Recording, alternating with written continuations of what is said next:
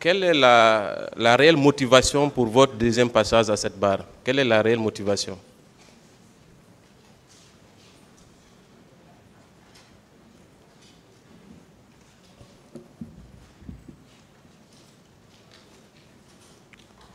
Vous dites? Pour quelle raison vous avez décidé de revenir à la barre, concrètement et de façon succincte, s'il vous plaît? Depuis le lundi, j'ai brièvement expliqué ça. Si vous voulez que je revienne. De façon très succincte. Est-ce que c'est parce que c'est un examen de conscience ou c'est parce qu'il y a une rupture avec votre mentor? Bon, pas seulement un examen de conscience, c'était une stratégie. Très bien. Et dans votre stratégie, est-ce que vous ne pensez pas qu'il faille aller jusqu'au bout? Dire la vérité et toute la vérité, à votre avis? Mon silence est dû à plusieurs causes. Très bien. La première des causes, je fus arrêté pas pour le 28 septembre.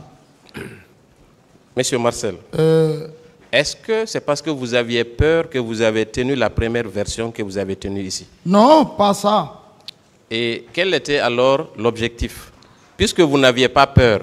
Vous savez, vous avez posé une question, vous voulez que je vous réponde à votre manière ou à ce que je consens. Donc vous devez me laisser parler. Je dis que c'est à plusieurs causes. Et quand on dit plusieurs, ce n'est pas un. Donc, je fus arrêté. À la gendarmerie, je ne pouvais pas parler. On dit que c'est le terrain qui commande le combattant. Vu la statistique, les menaces que j'avais, si je essayais de dire ce que je suis en train de dire aujourd'hui, Marcel n'allait pas exister. Donc, c'est parce que vous craignez pour votre sécurité? Oui, j'allais mourir. Très bien. Et au moment de votre arrestation, est-ce que le capitaine Dadis était toujours au pouvoir? Il n'était pas au pouvoir, mais il avait les proches au pouvoir. Notamment qui? Donc, il y avait le colonel Tebro qui était... Est-ce que vous considérez que dire la vérité était risqué par rapport au fait que le colonel Tebro occupait des postes de responsabilité au moment des faits? Bon, pas seulement le colonel Tebro, mais ça, vous savez, c'est au sein de l'armée. Je ne vais pas rentrer dans les détails là. Très bien. Et aujourd'hui, vous vous sentez en sécurité? Depuis quand vous vous êtes senti en sécurité? Je me suis senti en sécurité lorsqu'on a fait au moins 5 à 6 mois du procès. 5 à 6 mois? Oui. Pendant tout ce temps, vous ne vous sentiez pas en sécurité? J'avais confiance en personne. Très bien. Est-ce que pendant cette période, vous aviez conclu un pacte avec le capitaine Dadis avant l'ouverture de ce procès? Quel pacte? Quelle sorte de pacte ça vous voulez dire? Ça, c'est le pacte que nous avons tissé, c'était pour qu'il soit au pouvoir et le sécuriser partout où il est.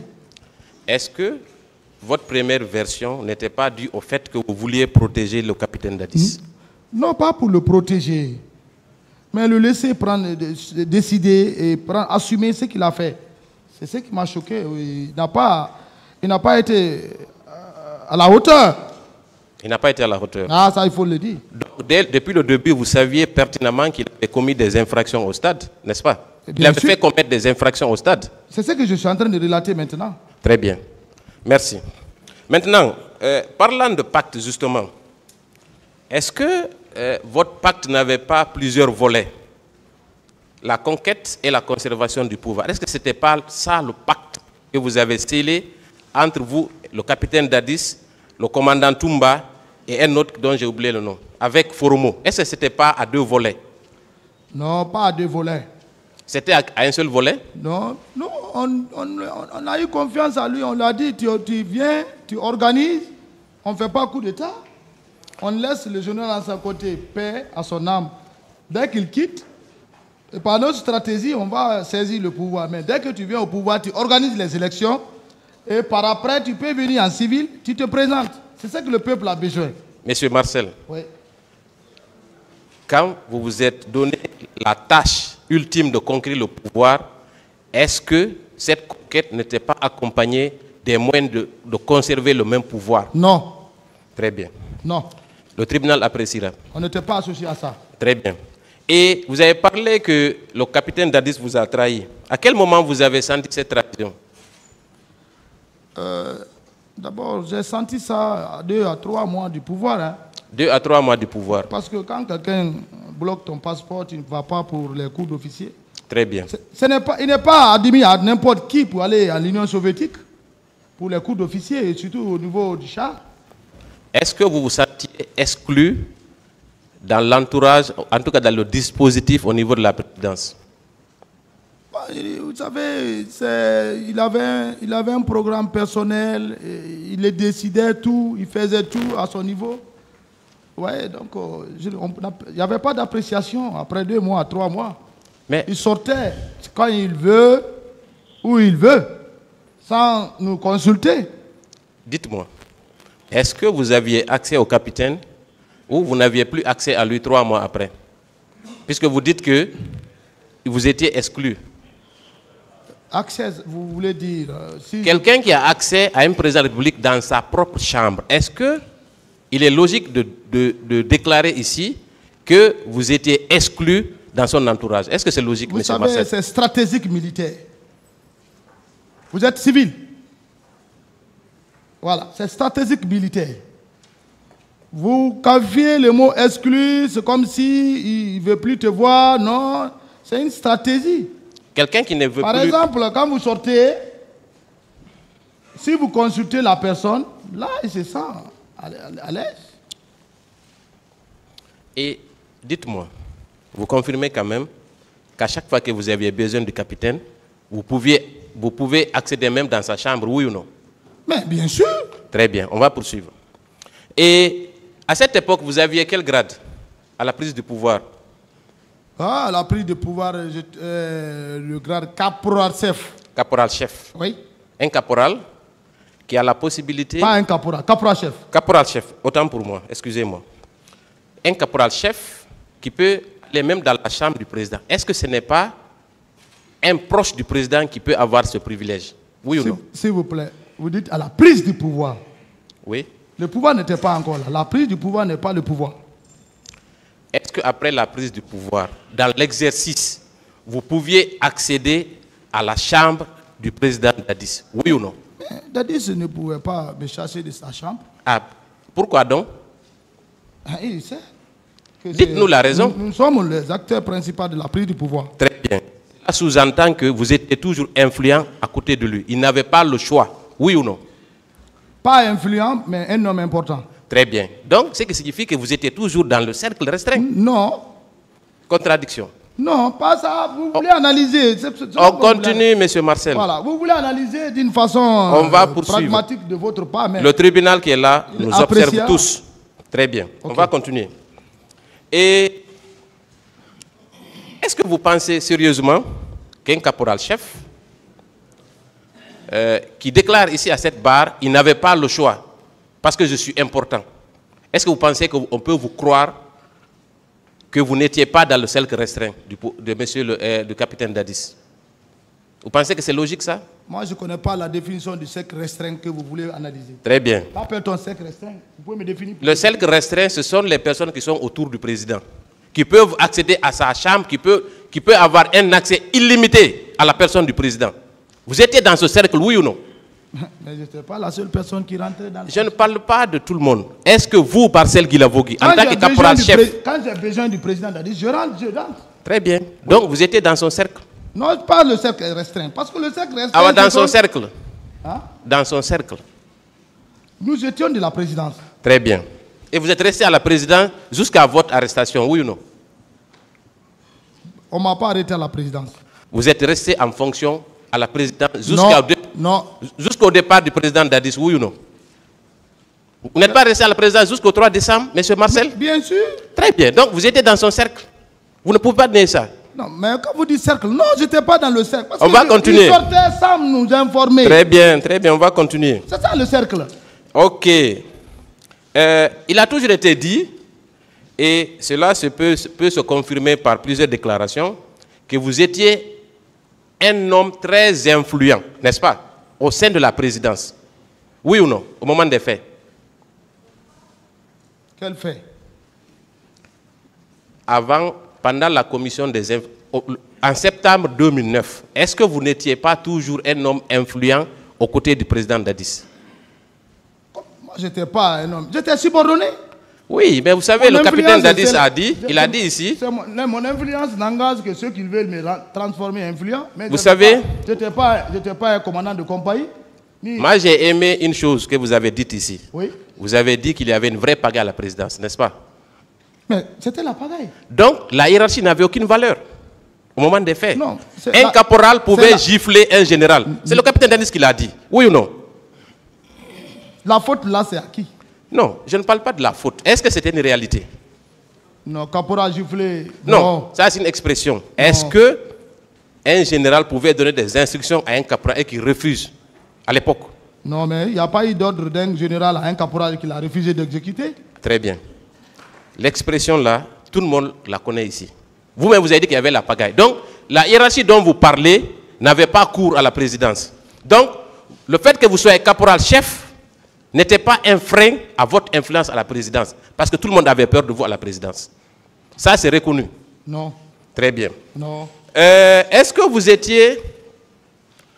vous aviez un équipage au moment des faits, en 2009. Toumba a parlé d'un équipage ici. Que vous aviez un pick-up avec des hommes. Est-ce que vous étiez tous accompagnés d'hommes quand vous sortiez, par exemple? Non. Moi, je n'étais pas commandant de compagnie, chef de section. Et vous avez dit ici hier, attendez, d'abord, vous aviez quel type de voiture quand vous étiez à la présidence? Ma première voiture a fait l'accident à Koya. Vous n'aviez pas un autre véhicule? Après, j'ai reçu une voiture qu'on appelle Parfinger. C'est ce que je roulais. C'est la Parfinger seulement que vous aviez? Personnel, oui. Est-ce que vous vous souvenez de ce que vous avez déclaré hier relativement à la visite chez Mamadou Sylla? Qu'est-ce que vous avez dit là-bas? Mais la pick-up là n'a pas duré avec moi. Ah, vous aviez une pick-up quand même? Non, mais ce n'est pas une pick-up on va poursuivre par l'État. On va poursuivre. Ah, ce n'est pas quelqu'un qui m'a donné, c'est Mamadou Sylla qui m'a offert. Mais vous admettez que... Mais comment Mamadou Sylla peut vous offrir un pick-up pendant que vous l'avez attaqué la nuit? Non, on n'a pas... Vous voyez? La nuit? Oui. Vous dites? Oui. Non. À quelle heure vous êtes allé chez Mamadou Sylla? Il vous a invité à aller chez lui? La nuit? Il vous a invité à aller chez lui? On n'est pas parti chez lui pour le brigander. C'était quoi? Il y avait les camions militaires dans sa cour, c'est ce qu'on est allé prendre. Est-ce que vous avez acheté ces camions? Nous? Oui. Vous et Toumba? On n'a pas acheté. Donc vous êtes venu prendre ces camions, non, oui ou on non? est venu, on a posé le problème, on n'a pas payé. C'est lui-même qui nous a dit merci, c'est pour vous. Très bien, on va continuer. Il a dit c'est pour vous, envoyez ça. Lui, personnellement, il a pris deux pick-up, il a donné à Toumba. Est-ce qu'il avait le choix? Ah, je ne sais pas. Ah, très bien. Donc, ce n'est pas un don. Non, il n'était pas. On continue, monsieur Marcel. Il n'y avait pas de violence sur lui. Très bien, on continue. Il s'est caché, Toumba l'a dit ici. Il s'est caché dans son bureau. C'est après qu'il est descendu. On continue. Très bien. Et parlant de la pagaille à la présidence, est-ce que vous vous souvenez de l'attaque du colonel Toto par vos éléments? Est-ce que vous vous souvenez de ça? Bon, Toumba a parlé si Marcel a giflé Toto, il s'est trompé. Il est là. Voilà. Vous connaissez... Celui qui a giflé Toto, et il est décédé. C'était qui? Comment il s'appelait? On dit Fourmi. Fourmi. Fourmi était l'un des éléments de Makambo. Lui, il avait une pick-up même. Joro 4. Donc, tout est sur Makambo maintenant? Non, c'est pas parce que tout est sur Makambo. C'est la vérité, c'est la réalité. Toumba a dit ici que ce sont vos éléments qui ont giflé le général Toto. Toumba peut-être le langage, il a raté. Je ne veux pas rentrer dans ces détails. Mais toute l'armée guinéenne sait que ce n'est pas Marcel qui a giflé le général. Le général Toto, c'est mon papa. Très bien. Ça aussi, on va continuer. Voilà. Parce que là également... C'est mon père. Toute l'armée, si vous voulez aller au camp, vous pouvez prendre, vous mettez en civil, vous demandez. D'accord. Toumba a également déclaré qu'il vous a vu avec un dispositif. Cette question a déjà été posée par le ministère public. Là également, il s'est trompé. Non, Toumba n'a pas bien visionné cette personne. Ce n'était pas moi. Est-ce que Toumba, vous côtoyez Toumba depuis combien de temps? Si c'était moi, Toumba ne l'ait pas quitté, ça me demandait. Hein. Ça, c'est une réalité. Comment? Si c'était moi qui étais à Madina, Toumba ne l'est pas parti, ça me demandait. Non, il n'a pas pu. Non. Parce que vous étiez dans un dispositif lourd. Non. D'accord. On va venir aux préparatifs des massacres. Est-ce que vous confirmez la présence des miliciens à la présidence? Il n'y a pas de miliciens dans l'armée. Les hommes qui étaient stationnés... Les miliciens, enlevez ça. Je vous dis que Kalea n'était pas une formation de milice.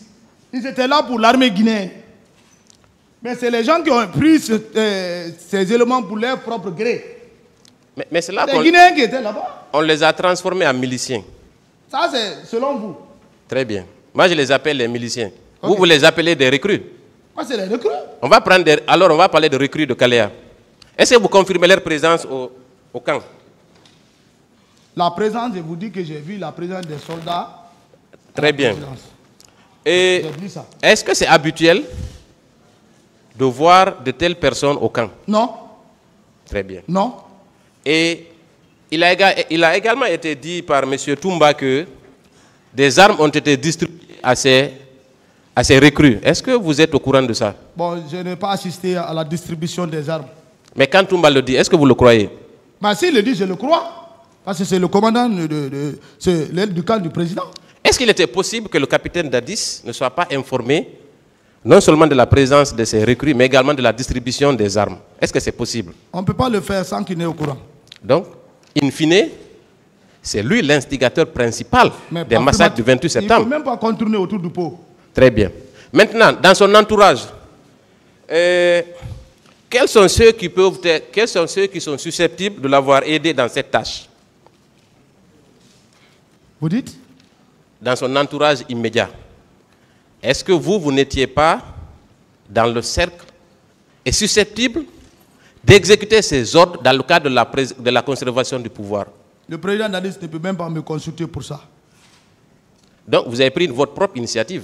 Le président Dadis ne peut pas me concerner pour ça, pour dire qu'on va conserver le pouvoir, non? Très bien. Et quand vous avez conquis le pouvoir, vous l'exercez, mais c'est bien logique que vous soyez tous dans la dynamique de le conserver. C'est naturel, Monsieur Marcel. Mais tout le monde n'est pas de même. Même vous êtes des avocats, vous êtes assis là-bas. Les questions que vous posez n'est pas la même question que l'autre a à la tête. Non, ça c'est le pouvoir. Le pouvoir c'est la même chose. Le pouvoir c'est pas magique. Et un cultivateur, il peut être président si Dieu le veut. Non. En Sierra Leone, un caporal a pu faire président de la République. Comment? Un caporal. En Sierra Leone, au Libéria. S'il vous plaît.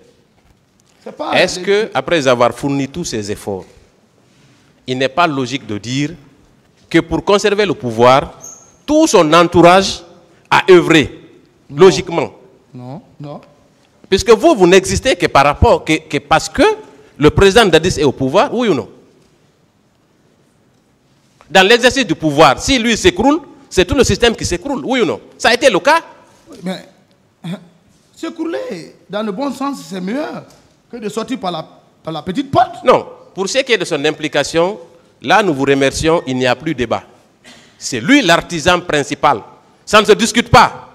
Mais ses complices, c'est vous. Non, non, moi je ne suis pas complice. Très bien, je vais le démontrer.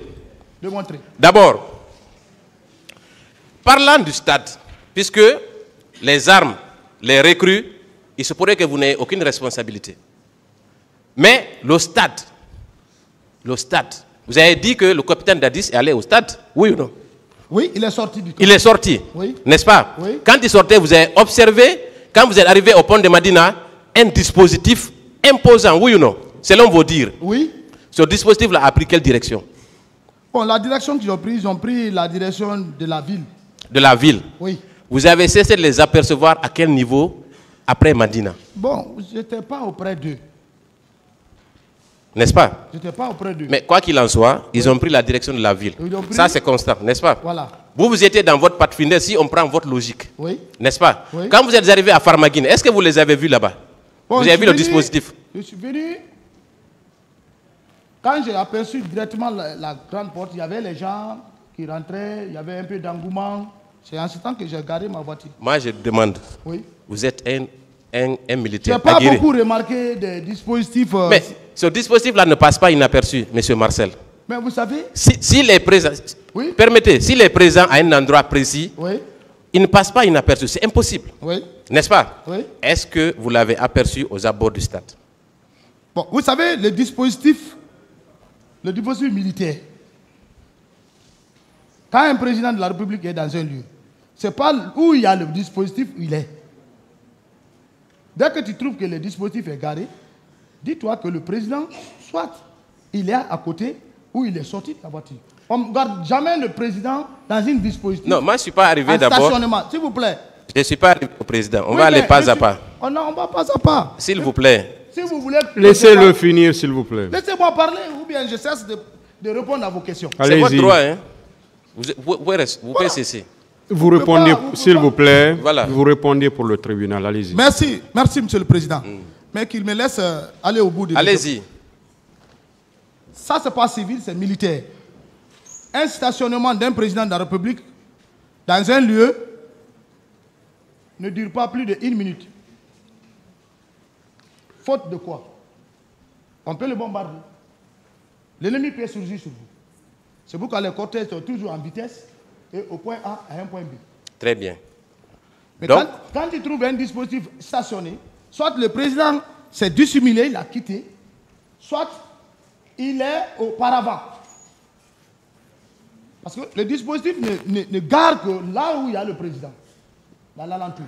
Très bien, ça c'est bien expliqué. Je suis satisfait de ce point de vue. Est-ce que vous avez retrouvé le dispositif au stade ou dans les alentours? Bon, le dispositif, lorsque j'ai garé la voiture, j'ai vu les dispositifs venant, certains descendaient et rentraient dans la cour. Donc, vous avez estimé que le président Dadis était rentré? Oui, j'ai estimé. Non, là, je n'ai même pas calculé. Donc, vous avez estimé qu'il était rentré au stade? Là, donc, c'était dans la tête, j'ai dit, voilà, le président est là. Parce que lui-même, il a dit le matin. Très bien. C'est-à-dire, quand tu prépares l'idée des gens, de ce que tu veux faire, et qu'on voit l'application, donc il n'y a pas de... Donc, quand on vous dit aujourd'hui que le président Dadis était au stade, vous le confirmez? Je peux le confirmer. Très bien. Est-ce qu'il est rentré à l'instant du stade? Bon, je ne l'ai pas vu au stade. Très bien. Donc, vous venez au stade, vous voyez Makambo. Est-ce que vous aviez des différends avec Makambo? Est-ce que vous aviez des différends avec Makambo? Différents.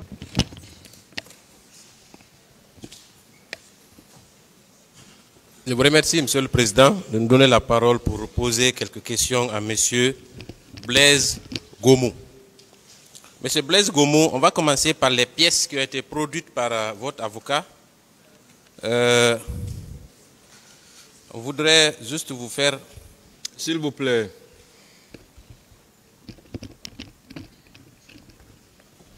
Allez-y, maître. Voilà, merci, Monsieur le Président. Il a produit un document intitulé Note de service, liste additive d'encadrement au niveau des écoles de gendarmerie de Somfonia et de Kalia. Ce document il est daté du 19 août 2008. Vous êtes désigné comme étant un encadreur. Est-ce que vous confirmez cette information, M. Blaise Gomou? Oui. Très bien. Est-ce qu'au moment, est-ce que vous avez pris fonction à Kalea pour en exécution de cette note de service? Oui. Est-ce qu'à l'époque, il y avait des recrues? Oui. Très bien. Et vous avez exercé pendant combien de temps dans ce centre? Mois d'août à décembre. À décembre? À décembre. Très bien. Et la deuxième note de service date du 16 mars. Pourquoi ce creux de 3 mois?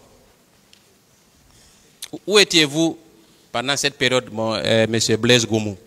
De décembre à mars, vous exerciez quelle fonction à l'époque? Mars, là, c'est quel acte? Bon, ça, c'est la deuxième note de service. Oui. Qui est datée du 16 mars 2009, vous nommant aux services spéciaux. Voilà. Est-ce que entre votre nomination au centre de Kalea et aux services spéciaux, vous avez occupé une autre fonction? Bien. Quand je suis arrivé de Dakar, on m'a affecté à Kalea en 2008. Jusqu'à décembre, tout le monde était mis en congé. Toutes les recrues étaient mises en congé. Faites face au tribunal. Voilà. Y compris l'encadrement. Donc l'école était déjà vide, Monsieur le Président. Moi-même, j'avais demandé un congé pour aller saluer les parents parce que j'avais perdu ma grande sœur lorsque j'étais à Dakar. S'il vous plaît. Voilà. Est-ce qu'on vous a nommé en 2008 au centre de Kalea, oui ou non? J'ai bien dit oui. Vous avez dit que vous avez exercé cette fonction jusqu'en décembre, oui ou non? Oui. En quoi consiste l'exercice de cette fonction? Alors, si Moi, vous étiez en congé. Comme la note de service l'indique, j'étais encadré. Alors, vous avez encadré qui? Vous avez demandé s'il y avait des recrues. J'ai dit qu'il y avait des recrues. C'est vous qui venez de dire que pendant cette période, ils étaient en congé, n'est-ce pas? C'est pas ce que vous avez dit? Vous ne m'avez pas compris. C'est vous qui avez dit pourquoi. Alors faites-vous comprendre mieux. Voilà, c'est vous qui avez dit pourquoi août et puis décalage jusqu'au mois de mars là. Il parle de décembre. Vous avez dit décembre. Voilà, décembre. Donc de décembre à mars, c'est ce qu'il demande. La formation était finie. S'il vous plaît, Monsieur Blaise. Oui. Vous avez été nommé au mois, si je me réfère à ce document, vous avez été nommé au mois d'août, n'est-ce pas? Oui. 2008. Oui. Est-ce que vous avez encadré des recrues, oui ou non? 2008, j'ai encadré les recrues jusqu'au mois de décembre. Très bien, très bien. Oui. Ça me suffit pour l'instant. Voilà. Merci. 2008, oui. Donc, vous avez encadré des recrues? Je n'ai pas nié. Très bien. Maintenant, entre décembre et mars, qu'est-ce que vous faisiez? Parce que c'est seulement au mois de mars que vous avez été détaché aux services spéciaux. Pendant cette période-là, qu'est-ce que vous avez fait? Mais après la formation, on rejoint à l'unité de base. Attendez, je n'arrive pas à comprendre parce que sur cette note de service, aucune durée n'est indiquée pour dire que vous partez à Kalea pour 2 ou 3 mois. Ou bien c'est indiqué. Vous avez le document avec vous, non? Consultez-le. Je peux expliquer? S'il vous plaît. Oui. Laissez-moi finir. Ok. Voilà. Est-ce que vous avez le document sous les yeux, sous vos yeux? Non, dès que vous parlez, je vais me rappeler. Très bien. Donc, la question que moi je me pose, est-ce que sur ce document, il y a une période qui est indiquée pour votre service à Kalea, oui ou non?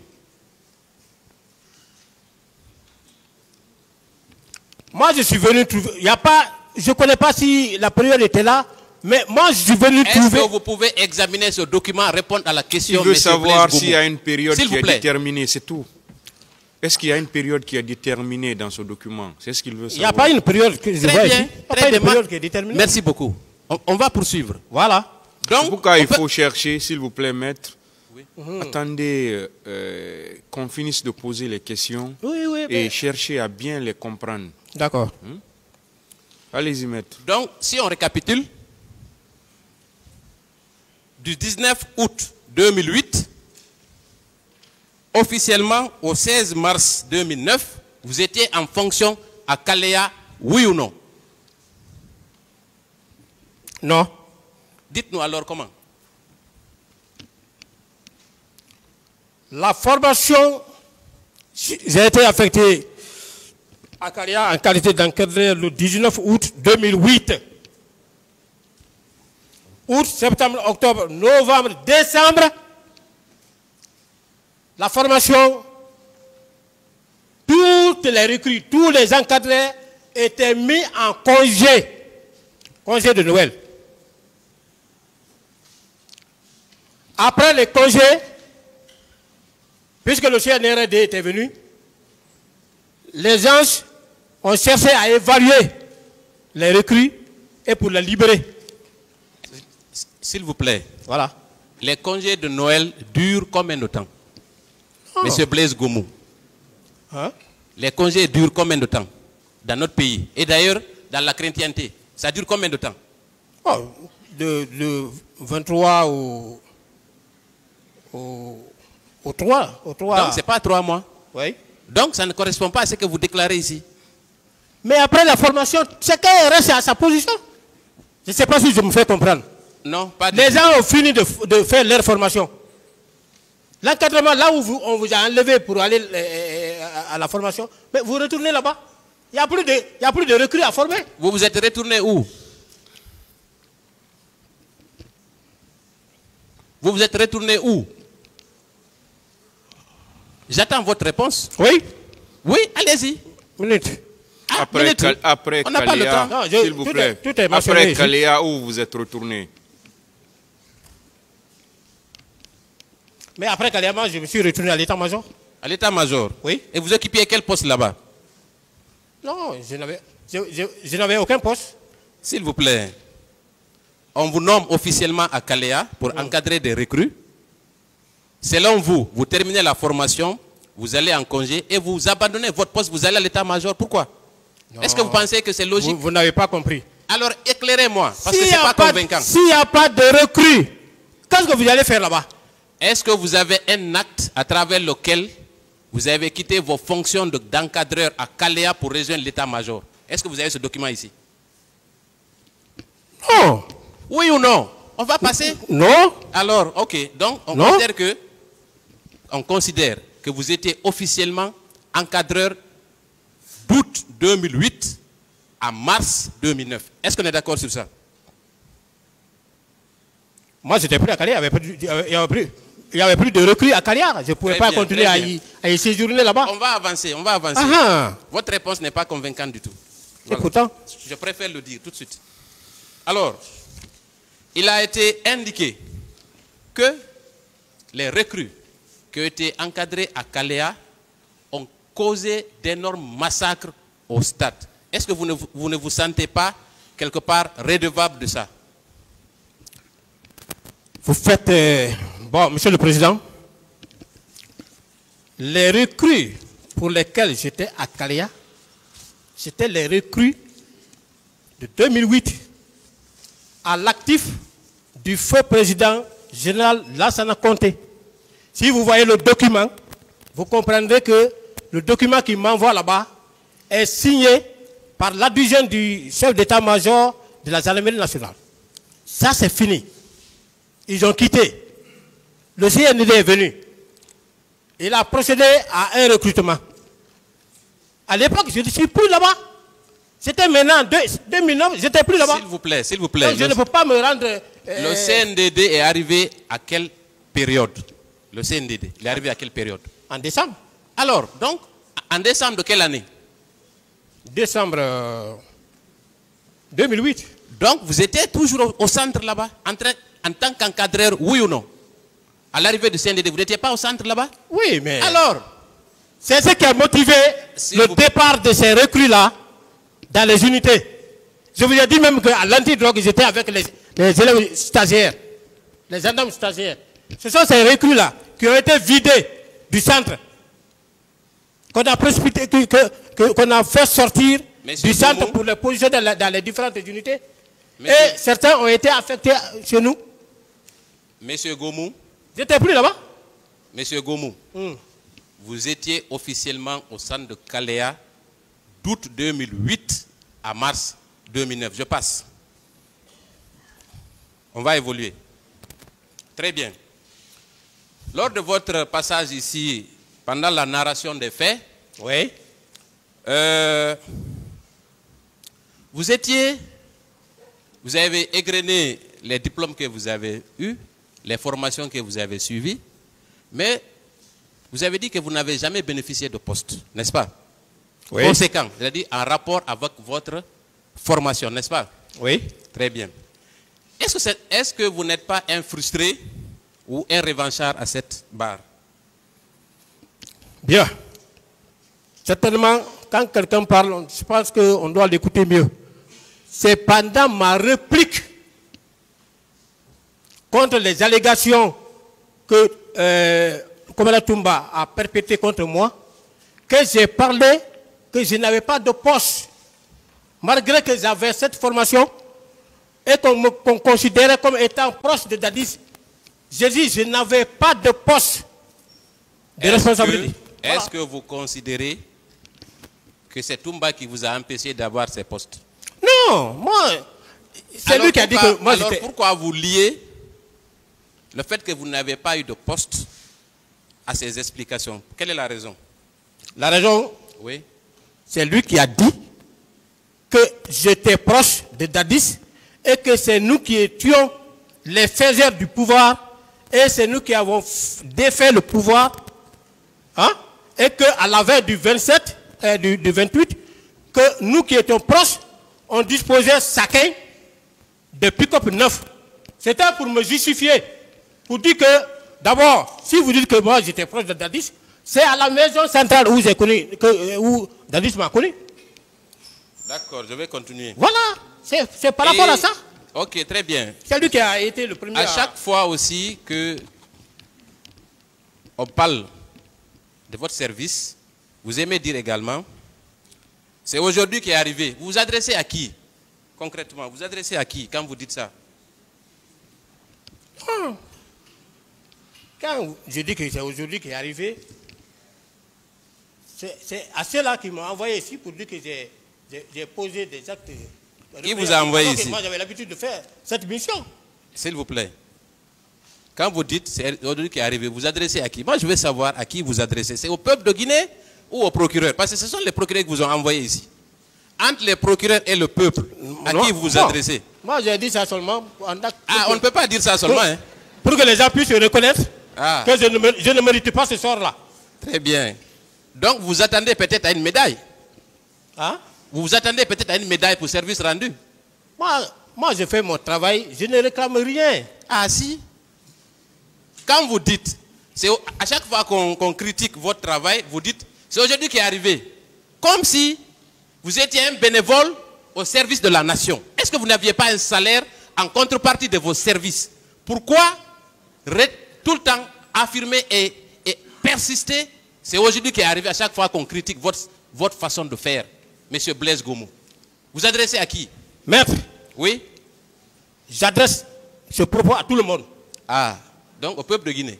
Donc vous considérez que le peuple est ingrat à votre égard? Non, pas question, c'est à ce peuple d'apprécier. Très bien. Moi, j'ai toujours mieux fait mon travail. Très bien. Mais vous êtes payé aussi pour ça? C'est pourquoi j'ai toujours fait mieux mon travail. Okay. Faites face au Très tribunal. Bien. Voilà. Merci.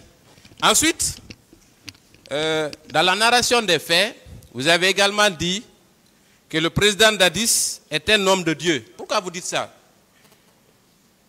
Moi, j'ai déjà expliqué, je ne peux plus revenir sur ça. Vous savez, vous avez parlé de plusieurs aspects ici. Vous avez parlé de votre parcours. Vous avez parlé des événements du 28 septembre. Vous avez parlé de vos rapports avec Toumba. Et enfin, vous avez parlé de la discussion des faits en lien avec les infractions qui vous ont amené ici. Donc, vous devez logiquement accepter de répondre aux questions qu'on vous pose. Parce que ces questions-là se rapportent aux faits que vous avez décrits à cette barre. Mon colonel. Oui. Vous êtes procureur de surcroît. Posez votre question, s'il vous plaît. Vous savez comment ça fonctionne? Alors, pourquoi vous dites que le président Dadis est un homme de Dieu? C'est quoi un homme de Dieu pour vous?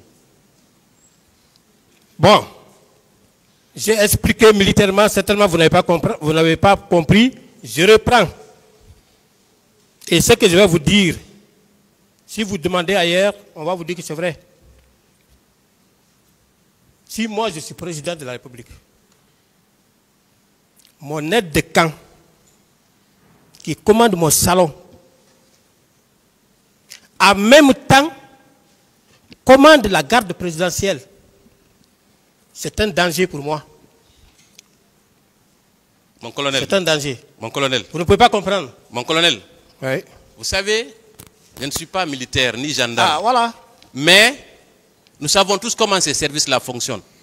Nous lisons et nous côtoyons aussi des militaires et des gendarmes. Donc ce n'est pas une raison pour nous donner des explications qui ne tiennent pas la route. Cette affirmation n'a rien à voir avec la gendarmerie ni l'armée. Je vais poursuivre, si vous permettez. Ah, je vous écoute. Espérez-vous un retour de votre mentor au pouvoir pour bénéficier des postes? Vous dites? Est-ce que vous espérez le retour de votre mentor au pouvoir pour espérer des postes après avoir traversé le désert? Je n'en sais rien. Très bien. Est-ce que vous croyez au miracle? Vous dites? Est-ce que vous croyez au miracle? Je ne comprends pas. Le miracle. Le miracle? Oui. Comme tout le monde. Très bien. Parce qu'il semble que le président Dadis espère faire comme Lula da Silva du Brésil. Je passe, c'était juste une information. Très bien. Vous avez indiqué ici que le 28 septembre, vous étiez en patrouille, n'est-ce pas? Affirmatif. Très bien. Que c'était quotidien. Tous les jours, il y avait une patrouille, n'est-ce pas? Affirmatif. Très bien. Alors, quand vous êtes sorti en patrouille, je ne vais pas revenir sur le nombre de personnes qui étaient avec vous, ni leur identité, parce que vous avez refusé de le dire. À quel moment le colonel Thieboro vous a appelé pendant votre patrouille? Pendant la journée, pendant que j'étais déjà à Amdalaï. Est-ce que vous savez que le colonel Thieboro a affirmé à cette barre qu'il est venu par hasard au stade du 28 septembre? Vous le savez? Il m'a appelé.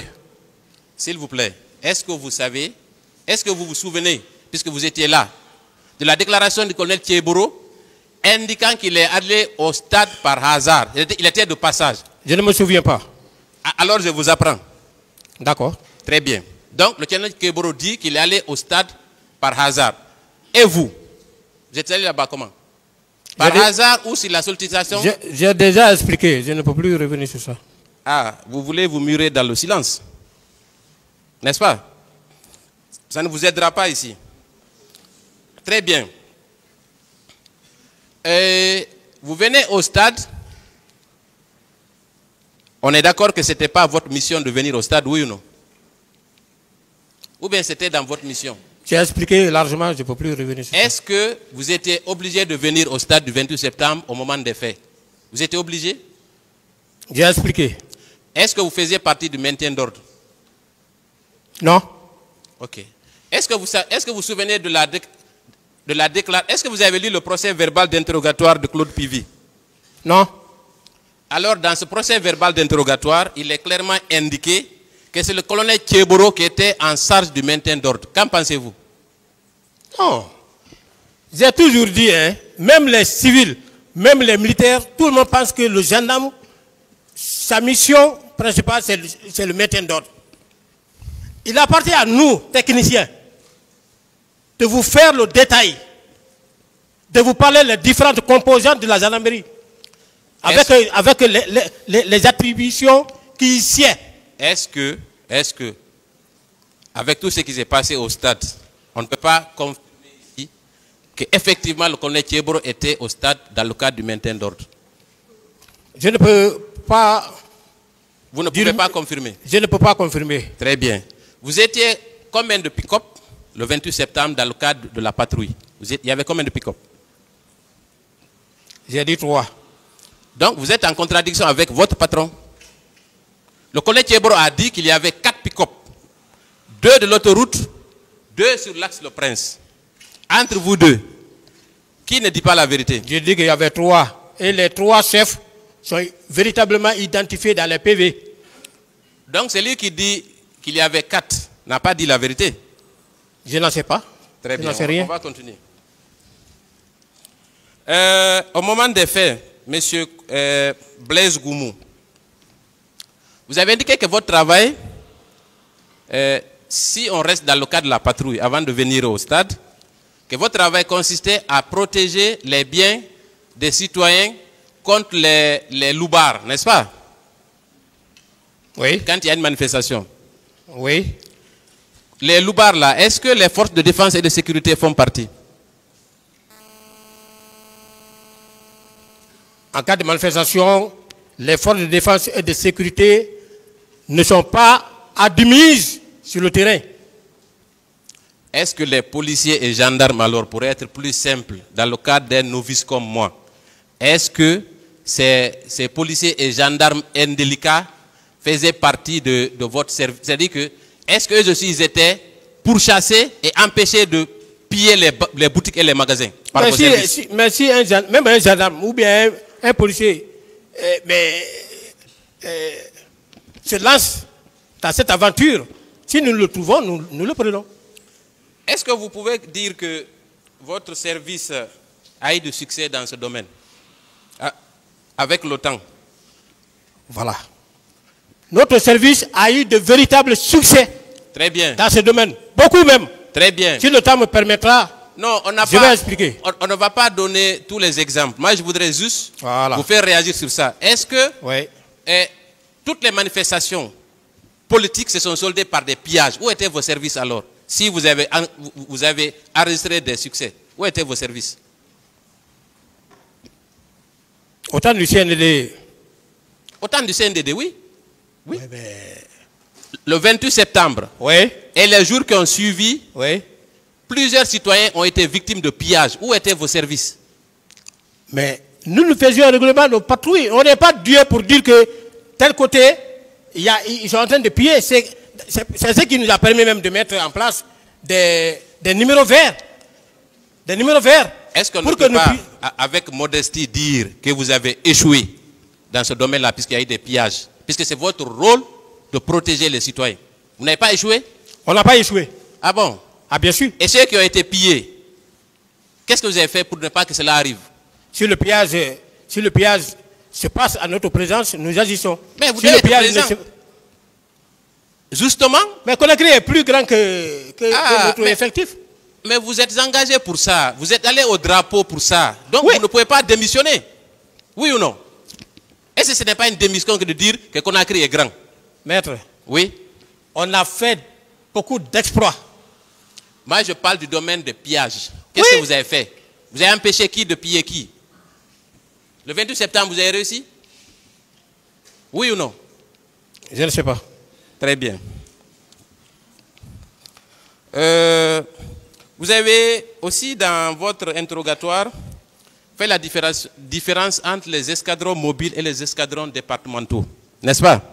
Affirmatif. À ce sujet, d'ailleurs, vous vous êtes livré à un petit cours magistral, pour lequel, d'ailleurs, je vais vous remercier. Vous avez dit que pour les escadrons mobiles, ce sont eux qui sont chargés du maintien d'ordre. Oui ou non? Affirmatif.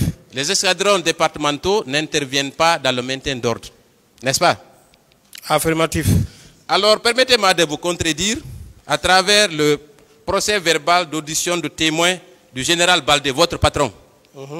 Voilà ce qu'il dit. Et je vais demander l'indulgence du président pour que je puisse lire 3 paragraphes. Merci, Monsieur le Président. À la date du 27 septembre 2009, j'ai été convié à une réunion à l'état-major général des armées. Au cours de cette rencontre, il a été question de prendre des instructions sur les dispositions concernant les informations qui étaient en notre possession et le dispositif sécuritaire à mettre en place. Là, je continue. Attendez, c'est à la 2e page pour vos avocats. Le 2e paragraphe, c'est interrogation-réponse. La mission qui avait été assignée à la gendarmerie était d'empêcher tout regroupement en premier lieu et de disperser par les moyens conventionnels les foules en second lieu. Ensuite, le 3e paragraphe. Pour l'exécution de notre mission, nous avions mis en place un dispositif statique comprenant les 3 escadrons départementaux de 150 hommes chacun et un dispositif mobile comprenant les 6 escadrons de gendarmerie mobile d'un effectif de 120 hommes chacun. Est-ce que dans ces conditions, votre thèse tient? Maître. Oui. Mais vous n'avez pas compris. Je n'ai pas... Éclairez-moi. Voilà. Éclairez-moi. Vous n'avez pas compris. Éclairez-moi. Il a articulé les forces à sa disposition pour faire face à ce mouvement. Est-ce que... 3 escadrons mobiles. Pour faire quoi? Pour le maintien de l'ordre public. Oui, ensuite. Les escadrons départementaux sont statiques. Où? Oui. Dans leur position. Attendez. Peut-être que je vais relire le paragraphe. Ah, lisez. Très bien. Pour l'exécution de notre mission, nous avions mis en place un dispositif statique de 3 départements, de 3 escadrons départementaux de 150 hommes et un dispositif mobile dans le cadre du maintien d'ordre. Mais est-ce que ce n'est pas dans le cadre du maintien d'ordre que ces 3 départements, des 3 escadrons départementaux ont été mobilisés? On n'engage pas, renseignez-vous bien, Monsieur le Président, on n'engage pas les escadrons départementaux là, en maintien d'ordre. Ça sera du tort.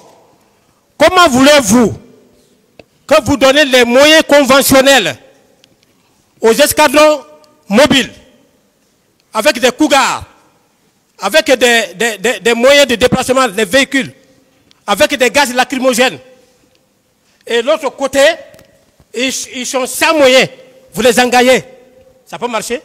Est-ce que ces trois escadrons n'ont pas été mobilisés dans le cadre du maintien d'ordre? Oui, ça, vous parlez de le général Baldé, s'il a articulé ses forces, il était le chef d'état-major de la gendarmerie nationale. Donc c'est possible. Nous, notre... Non, attendez, on n'est pas arrivé à vous. Moi, je voudrais juste vous dire que dans certaines situations, il est bel et bien possible que les deux escadrons collaborent dans le cadre du maintien d'ordre. C'était ça l'objectif de ma lecture.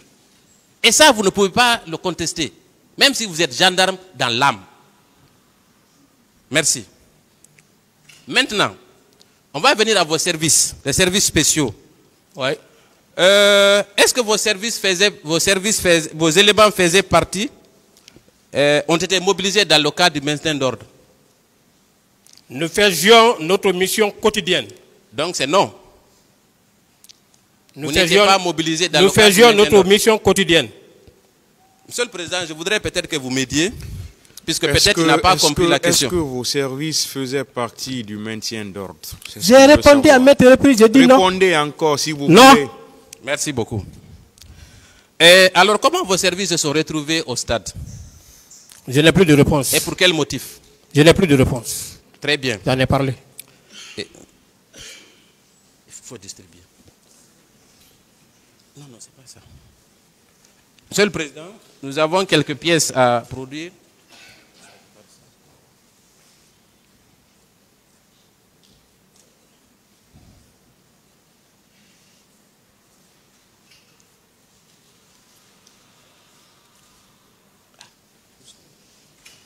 Monsieur le Président, juste une minute. Nous nous excusons pour ce petit retard. Voilà. Il faut distribuer, je laisse une copie ici. Nous avons une photo qu'on va vous communiquer afin que on puisse commenter ensemble, si vous permettez.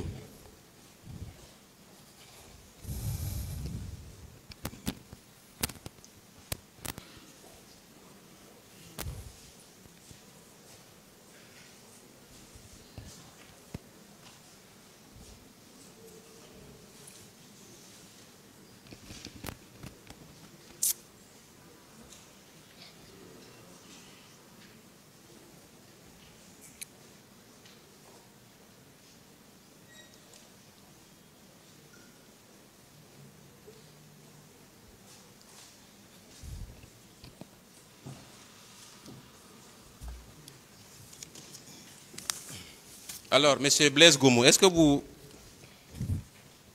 voyez la photo? Oui. Qu'est-ce que vous voyez sur la photo? Je vois les éléments des services spéciaux qui interpellent un citoyen ici. Est-ce qu'ils sont nombreux sur la photo ou ils sont pas nombreux? Ils sont nombreux. Je vois. Oui. Est-ce qu'on peut les compter? Il y a 1, 2, 3, 4, 5, 6, 7, 8, 9, 10,